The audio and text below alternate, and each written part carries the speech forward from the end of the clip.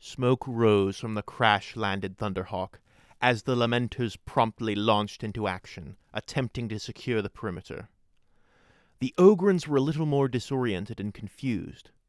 Commissar Gallus himself needed to take a moment to sort himself out. He had anchored himself to the deck floor with his augmetic legs, but during the flight, he had to be careful he wasn't smashed beneath a ton or two of Ogryn. Sergeant Lazarus spared a moment to look back at the Ogryns, but turned and quickly joined the other Space Marines. Gallus grunted as he loosened the clamps holding his legs in place. "Ogg, if you would do the honors and get the lads organized, we need to move out now." "Okay, Bulgrins, line up, march this way." The Bulgrins instinctively formed a line and began marching out of the Thunderhawk. Commissar Gallus quickly checked each of them to make sure they still had their power mauls and they hadn't been lost in the flight. After a slight delay, the Ogryns marched out to join the Lamenters, who were engaged in a firefight with scattered Tyranid units. Lazarus called out to Gallus. "We don't have much time before the swarm gets organized and reacts to our presence. We need to march now." As the Bulgrins marched out of the cargo hold, Gallus was happy to see that the pilot had emerged safely as well, carrying a Space Marine pattern sniper rifle. Inquisitor Torix and his retinue were also outside of the wreck, moving towards the gate. Resistance was light at the moment. Gaunts and Gene Stealers and Lictors were lurking about. To avoid ambushes, the detachment moved out in the open. If a large force was brought against them, they would be overwhelmed, but the likelihood that the Tyranid stealth units could surprise them was next to nil. The grandeur of the ancient city was still recognizable, even to the simple-minded Ogryns. The towering statues still stood, the golden edifices still towered over the landscapes, the great stone reliefs still depicted the ancient victories of the Great Crusade. The Imperial force made its way down a grand causeway towards the entrance to the depths of Lupercalia and their eventual target. A group of termagants was getting a bit more organized before the group. They were firing their cruel weapons and then retreating to cover, creating sort of a running skirmish. They had no real chance of stopping the heavily armored units, but their goal seemed to be to slow them down. "Keep your eyes open, gentlemen. These tactics can only mean there must be some kind of synapse creature nearby." The Bulgrins locked their slab shields as they marched forward, and Gallus had them moving double time. They protected the inquisitorial retinue as the Lamenters moved out along the flanks. The Gaunts would pop up, fire, and then retreat. Their writhing bioammunition would strike against the slab shields and wriggle for a bit, but to little or no effect. The Marines were usually able to pick off one or two of them before they would slink again out of sight.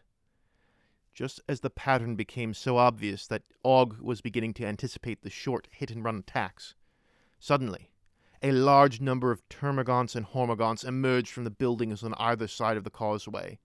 Fire began to pour into the flanks, getting around the Bulgrin shield wall. However, bringing such weapons to bear against the near-invulnerable Terminators was still not terribly effective.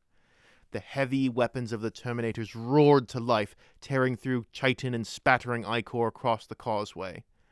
The close combat Hormagaunts used their ranged brethren as a shield to get close in, but the sheer firepower of the Terminators, the walking weapon platforms that they were, tore through them like butter. It was at this moment that the true plan of the Tyranids revealed itself. With the Terminators occupied, a massive bioform emerged from an alleyway leading onto the causeway. It was a lumbering creature with a sort of bloated appearance, with a huge, bulging flesh sac hanging beneath it. Gaunts of all kinds seemed to be emerging from it, as if it were birthing or spawning them. "It is a tervigon, a brood creature! Kill it!" The swarm of Gaunts slammed against the Bulgrin shield wall, and the Ogryns went to work. "For the Emperor! Smash the bad bugs! Smash the bad bugs! Power Maul energy fields crackled to life as the Ogryns gleefully took part in the gory melee of battle. Blasts of acid and bioweapons sprayed across their lines, But between the slab shields, the carapace armor, and the fact that Ogryn's skin was thick enough to stop most auto-weapons, the Tyranid bioweapons were of little effect. The towering tervigon was another matter. If that massive creature hit the shield wall, its sheer size and power could drive through them and into the Inquisitor. As the creature picked up steam, Ogg prepared to receive it. The Ogryn bonehead smashed apart the little ones that scurried around his feet. As he cleared them away, crushing them with his crackling power maul, the tervigon plowed into him. Ogg roared in defiance as he dug his feet into the ground. He slid back from the impact as his shield buckled beneath the weight of the tervigon. The other Ogryn flanking Ogg were flung to the side, smashing into the ground with incredible force. The grasping blade-like limbs of the tervigon struggled to reach around Ogg's shield and pierce the Ogryn. And Ogg stood firm and swung his power maul at the horrid flesh pouch of the creature. As he struck it, the foul sack burst open like an overripe fruit, and the half-formed fetal gaunts poured out. The tervigon let out a piercing screech, and Ogg prepared to charge it again, but he felt a hand touch his elbow. Monsieur Ogg, if you would kindly lower your head, please. The Ogryn obeyed and immediately dropped to his knee, keeping the shield in front of him. Inquisitor Torix calmly stepped forward and fired his melta-pistol over his head. The blast from the weapon engulfed the tervigon with temperatures that would match the searing heat of magma. The beam of the inferno pistol struck the creature in the head, and it immediately turned to ash as the rest of the body burst into flames. Ogg felt like he was baking in his armor from the intense heat that emanated from the creature. Then Ogg felt a funny kind of pressure on his head, as there was another strange sound, like that funny ringing you get in your ears sometimes. The remaining gaunts began to twitch and convulse as the strange keening sound continued. The heads of the remaining minor bioforms ruptured as the psychic backlash from the death of the tervigon destroyed its brood as well. Gallus quickly reorganized the Bullgryns after the skirmish. There were some bumps, bruises, and cuts, but no serious injuries, though some of the Ogryns had received some damage to their armor or shields. The Imperial force continued along the causeway without further major incident. The remaining encounters were with lesser, more bestial bioforms that did not attack in any kind of organized manner. It was not long before they finally reached the entrance to the citadel they sought. Dorix walked forward and began entering an access code to open the massive, sliding metal doors. I will make certain that this door will not open for the Xenos once we are through. From here, we must take a maglift down into deep Lupercalia. From that point on, we will be walking in the sacred steps of the Emperor and his sons, if the legends are true. Are we sure it's wise to take a maglift while the enemy has so much control over the city? What happens if we're trapped? As much as I am loath to put ourselves in such a vulnerable position, marching all the way down to our target will likely take too long. I think the Inquisitor is right. This might be a risk we have to take.